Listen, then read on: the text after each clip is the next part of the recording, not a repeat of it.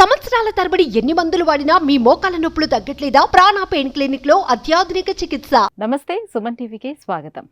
మన ప్రాచీన కాలం నుంచి భారతదేశంలో మన ఆలయాల్లో కానివ్వండి, లేదంటే గృహాల్లో కానివ్వండి, ఖచ్చితంగా వాస్తుని ఫాలో అవుతూనే వాటి నిర్మాణం అనేది జరుగుతూ వస్తూ ఉండేది. అయితే వాస్తు అనేది దేనికి అవసరం అవుతుంది, ఎందుకు వాస్తును పాటించాలి, వాస్తును పాటించకపోతే ఏమవుతుంది, ఏ విషయాల్లో వాస్తు ఖచ్చితంగా పాటించాల్సి ఉంటుంది, ఈ అంశాలపై మాట్లాడేందుకు మనతో పాటు ఉన్నారు ప్రముఖ వాస్తు శాస్త్ర నిపుణులు, వాస్తు విద్వాన్ హరిగారు. హరిగారు నమస్కారం అండి. నమస్తే అండి. హరిగారు, ఇప్పుడు మన దేశంలో ఉన్నటువంటి ప్రముఖులు కానివ్వండి, పెద్ద పెద్ద వ్యాపారస్తులు కానివ్వండి, వాళ్ళు నిర్మాణం చేపట్టేటప్పుడు ఆర్కిటెక్ట్స్ వాళ్ళకి ఇచ్చేటువంటి ప్లానింగ్ ఎలా ఉంటుంది, ఎటువంటి నియమాలతో ఇస్తారు? ఎందుకంటే వాళ్ళు ఇంకా వృద్ధి కొంతమందిలోనే బాగా ఎక్కువగా కనిపిస్తూ ఉంటుంది. అట్ ద సేమ్ టైం చిన్న స్థాయిలో ఉండేవాళ్ళు, లేకపోతే మధ్యతరగతి వాళ్ళు ఆ స్థాయిలో ఆర్కిటెక్ట్స్కి పెట్టలేరు కాబట్టి వీళ్ళకి తగ్గట్టుగా వీళ్ళు ఏదో ఒక ప్లానింగ్ ఇస్తూ ఉంటారు కదా. సో వాళ్ళ నియమాలు ఎలా ఉంటాయి, వీళ్ళ నియమాలు ఎలా ఉంటాయి? ఇప్పుడు ప్రముఖ ఆర్కిటెక్ట్స్ అని మాట్లాడారు కదా. ప్రముఖ ఆర్కిటెక్ట్స్ ఎప్పుడు కూడా వాస్తు పురుష మండలిని వాడతారు. ఒక స్పెషల్ ఒక టాపిక్ అనమాట. అది బేస్డ్ ఆన్ గ్రిడ్స్ వాళ్ళు వాల్ అలైన్మెంట్, పిల్లర్ అలైన్మెంట్స్ చేస్తారు అనమాట. వాళ్ళు చేసే నియమం ఫస్ట్ నియమం. నెక్స్ట్ ప్రముఖ ఆర్కిటెక్ట్స్ యొక్క ఎన్నో బిల్డింగ్స్ ఉన్నాయి, మీకు యూట్యూబ్లో కనబడతాయి. buildify.com అని ఉంటుంది, దాంట్లో మీకు కనబడతాయి.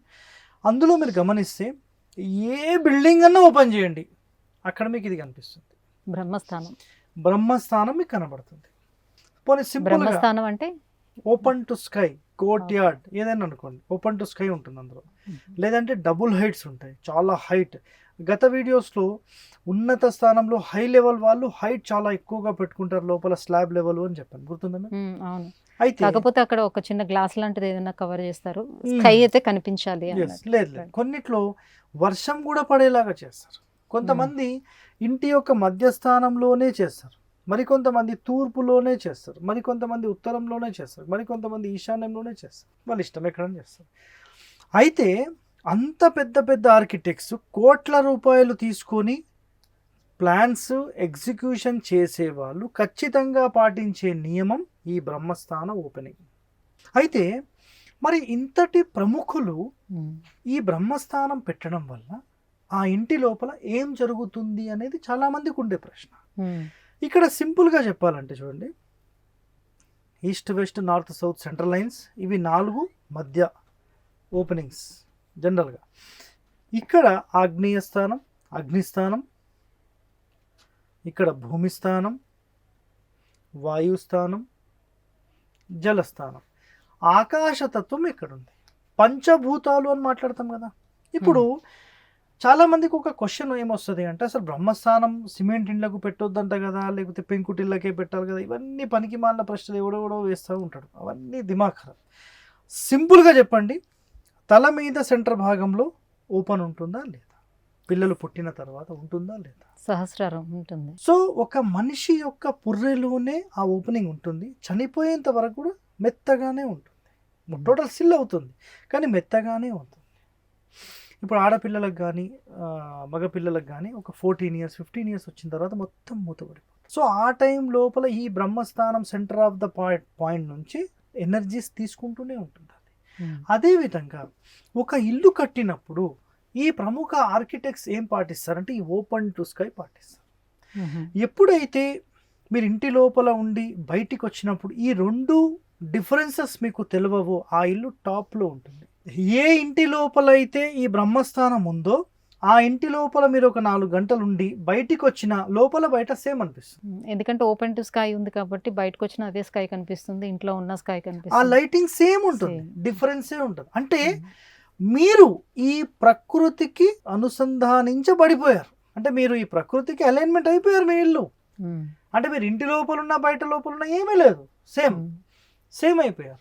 ఇప్పుడు ఏమవుతుందంటే ఈ యూనివర్సల్కి ఈ బిల్డింగ్ అటాచ్ అయిపోయింది. చాలా సింపుల్గా చెప్పాలంటే అటాచ్ అయిపోయింది. అయితే వీళ్ళు మళ్ళీ స్పెషల్గా ఏం చేస్తారంటే మంచి గార్డెన్ టైపు, మంచి చెట్లు పెంచుకోవడానికి ఇవన్నీ ఏర్పాటు చేస్తారు. మరి కొంతమంది నార్త్లో కానీ నార్త్ ఈస్ట్లో కానీ ఈస్ట్లో కానీ మంచి వాటర్ ఫౌంటైన్స్ లాగా చిన్నవి ఏర్పాటు చేసి అక్కడ ఏదైనా విగ్రహం పెట్టేసేసి అట్లా మంచి అలైన్మెంట్స్ డిజైనింగ్స్ సెట్ చేస్తూ ఉంటారు. ఇది కామన్గా కనిపించేది. అయితే ఒక సాధారణ ఇంజనీర్ కానీ ఒక సాధారణ ఆర్కిటెక్ట్ కానీ ఈ ప్లాన్ ఇవ్వరు. ఎందుకంటే ఒక చిన్న ఇంటికి ఇది సెట్ చేయాలంటే చాలా కష్టం. కష్టమైనది. అంత స్పేస్ ఎక్కడ లేదు, ఇవ్వగలుగుతారు? ఉంటుంది, ఉమ్. స్పేస్ ఉంటుంది, సవ్వాలా లేదు, ఖచ్చితంగా ఉంటుంది. కానీ ఇప్పుడు కట్టే వాళ్ళు ఎట్లుంటారో తెలుసా, సార్ మాకు 30,000 శాలరీ వస్తుంది, మేము ఈఎంఐ కట్టుకుంటాం, 4 అంతస్తులు వేసుకుంటాం, రెంట్కి ఇస్తాం సార్.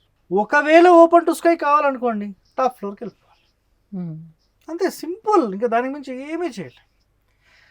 టాప్ ఫ్లోర్కి వెళ్ళిపోతే ఇది 100% సక్సెస్ అవుతుంది. అది కూడా మళ్ళీ వీళ్ళు టాప్ ఫ్లోర్లో ఉంటేనే. ఉమ్. రెంటల్కే కావాలి, మేము కిరాయిలకే కట్టుకుంటున్నాం, మాకు ఇంకా వేరే పని లేదు అన్న వాళ్ళకి ఏం చెప్పలేదు. ప్రముఖ ఆర్కిటెక్ట్స్ అని మాట్లాడినప్పుడు వాళ్ళు స్పెషల్గా డిజైన్ చేసేది సింగిల్ కిచెన్ హౌస్కి మాత్రమే, విల్లా మోడల్. అంటే సింగిల్ కిచెన్ అంటే ఒకటే స్టవ్, ఒక్క ఫ్యామిలీనే ఉండాలి. మీరు 5 అంతస్తులు కట్టుకోండి, ఒకటే ఫ్యామిలీ ఉండాలి. మీ తల్లిదండ్రులు ఉండొచ్చు, అత్తామామ ఉండొచ్చు, కొడుకులు ఉండొచ్చు, అన్నదమ్ములు ఉండొచ్చు, ఎవరన్నా ఉండనియండి, కిరాయికి ఇవ్వద్దు అనేది ఇక్కడ ఉండే కండిషన్. వాళ్ళు స్పెషల్గా డిజైనింగ్ పెద్ద పెద్ద స్థలాలకు చేస్తారు కాబట్టి ఆటోమేటిక్గా అక్కడ ఏమవుతుంది అంటే వీళ్ళ కోసమే ఇదంతా డిజైనింగ్ చేస్తారు. మరి ఈ డిజైనింగ్లో కూడా ప్రముఖ ఆర్కిటెక్ట్స్ అని మాట్లాడాం. మరి ప్రముఖ ఆర్కిటెక్ట్స్ అందరూ కరెక్ట్ ఉన్నారా?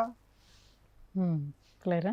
ఓయమ్మనే, ఎంతోమంది ఇండ్లు చెడగొట్టిన వాళ్ళు కూడా ఉన్నారు. అయితే ఖచ్చితంగా ఆర్కిటెక్ట్స్ని మనం ఫాలో కావాలా? 100% అవ్వాలి. ఖచ్చితంగా ఇంజనీర్ని ఫాలో కావాలా? ఖచ్చితంగా అవ్వాలి. ఖచ్చితంగా ఒక వాస్తు వ్యక్తిని పెట్టుకోవాలా? ఖచ్చితంగా ఉండాలి. ఈ ముగ్గురులో 3 తేడాలు ఉంటే, ముగ్గురు తేడా ఉంటే ఇల్లు తేడా అయిపోతుంది. ఎవరన్నా ఒకరు బలంగా ఉండి ఈ విధానం ప్రకారమే మీరు చెయ్యండి అని అంటే 100% అది సక్సెస్ అవుతుంది.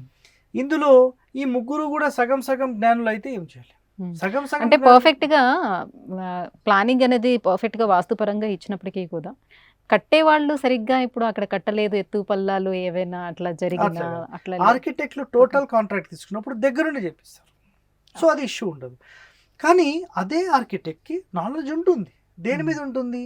ఒక బిల్డింగ్ చూడడానికి ఎలా ఉండాలి అనేది ఉంటుంది. ఇప్పుడు ఒక బ్లాక్గా ఉండే అమ్మాయిని మీరు తీసుకొని పోయి బ్యూటీ పార్లర్లో కూర్చోబెట్టండి, ఆమెకి ఏం ట్రీట్మెంట్ ఇవ్వాలో వాళ్ళకి తెలుసు. మీకు వైట్గా గంట లోపల కావాలి చేసి ఇచ్చేస్తుంది. ఆమె ఇస్తారా? ఇవ్వరా? ఇస్తారు. కానీ అది మన సబ్జెక్ట్ కాదు, ఆమె సబ్జెక్ట్. కానీ మీరు ఆమెకే చెప్పండి, నా స్కిన్ డ్యామేజ్ కాకుండా నువ్వు ఏ రంగు వేస్తావు వేసుకోమ్మా, నువ్వు ఏమైనా చేసుకోను, నాకు డ్యామేజ్ కావద్దు, నేను బ్యూటిఫుల్గా కనబడాలి. ఆమె దగ్గర సమాధానం ఉండదు, అట్లాంటి చేయలేము. మీరు పూర్వకాలం నాడు పెద్ద పెద్ద బిల్డింగ్స్ చూస్తే ఇప్పటికీ కూడా ఏముంది అన్నట్టే ఉంటుంది, అట్లనే ఉంటుంది. అయితే ఆర్కిటెక్ట్స్ అందరికీ అట్లానే ఉంటుంది అంటారా? అంటే కేవలం అట్లా కాదు, నేనేం బయటికి ఎక్స్టీరియర్ మంచిగా కనిపించి 90% అలాగే ఉంటుంది. దీనికి కారణం మళ్ళీ ఓనర్సే. ఆర్కిటెక్ట్స్ అనండి నేను, ఓనర్సే. ఎందుకు తెలుసా? సార్ మా పక్కింటోళ్ళు ఇట్లా బిల్డింగ్ కట్టిండ్రు, నాకు దానికంటే మంచిది కావాలి. పక్క వాళ్ళు ప్రేమగా ఎలా ఉన్నారు, మనం అలా ఉందామనేది ఎవరు మాట్లాడారు? అయితే ఆర్కిటెక్ట్స్ వాళ్ళ రూల్స్ ఇంప్లిమెంట్ చేస్తే నిజంగా వాళ్ళ దగ్గరుండి ప్రాపర్ అలైన్మెంట్, జామెట్రీ, సిమెట్రీ ఇవన్నీ మ్యాచ్ చేస్తే వద్దు సార్ మాకు ఇవన్నీ నచ్చవు అని మాట్లాడి అగైన్ వదిలేసుకుంటారు ఎవరు? క్లయింట్స్. కాబట్టి వాళ్ళు క్లయింట్స్కి అనుకూలంగా వెళ్ళాల్సిన పరిస్థితి వచ్చింది. అది యాక్చువల్ సమస్య. ఇప్పుడు ఇంజనీర్స్ అంటారా, స్ట్రక్చరల్ బేస్డ్ కాబట్టి వాళ్ళకి సంబంధం లేదు. అయితే ఒరిజినల్ స్థపతి అంటాం, మాస్టర్ ఆఫ్ ఆర్కిటెక్ట్. అతను ఒక క్లయింట్ మాట వినడం సెకండరీ. అసలు ఒక ఇల్లు కట్టిన తర్వాత మీ ఇంటికి వచ్చినాడు, అబ్బా ఏం ఇల్లు కట్టినామమ్మా అనే మాటనే వచ్చేటట్టు చేస్తాడు. పాయింట్ అర్థమవుతుందా? ఇంటీరియర్గా మీకు కొన్ని అడ్జస్ట్మెంట్ చేస్తాడు, కానీ ఎక్స్టీరియర్ మాత్రం మిమ్మల్ని ముట్టనివ్వరు. ఎందుకంటే అలా ముడితే అతని వాల్యూనే లేదు. ఒక డాక్టర్ దగ్గరికి వెళ్ళినప్పుడు ఖచ్చితంగా నేను ఇది తినా, నేను అది తినా అంటే కుదరదు. నువ్వు ఇది తింటేనే నీకు బాగవుతుంది, తిను అని కూర్చోబెట్టి తినిపించి పంపిస్తే సూపర్. అట్లా 100% మన ప్రపంచ దేశాల్లో ఎక్కడైనా కానీ పర్ఫెక్ట్ ఒక ఆర్కిటెక్ట్ ఉన్నారు. ఒక పర్ఫెక్ట్ ఆర్కిటెక్చర్స్ లేకపోతే ఆర్కిటెక్చర్స్ మొత్తం బిల్డింగ్ ఆర్కిటెక్చర్ నేర్చుకున్న వాళ్ళు ఉన్నారు అంటే ఖచ్చితంగా వాళ్ళు open to sky, court yard ఇవన్నీ కూడా ఖచ్చితంగా మెయింటైన్ చేస్తారు. ఇది 100% నియమం అన్నమాట. దీనిని మన భాషలో బ్రహ్మస్థానం అనొచ్చు, లేదు ఇక్కడ రాయలసీమ వైపు వెళ్తే గవాక్షం అంటారు. ఓకే హరి గారు, ఒక ఇంటికి బ్రహ్మస్థానం ఎంత ఇంపార్టెంట్, అలా ఓపెన్ టు స్కై ఎందుకు? పంచభూతాలలోని ఆకాశతత్వాన్ని ఇంప్లిమెంట్ చేసినప్పుడే ఆ పంచభూతాలు ఆ ఇంటి లోపలికి వచ్చిన ఆ ఇల్లు టోటల్ వైబ్రేషన్ జనరేట్ అవుతుంది. అది దాని యొక్క లెక్క. Right. Thank you so much అండి ఇంత వివరంగా వివరించినందుకు.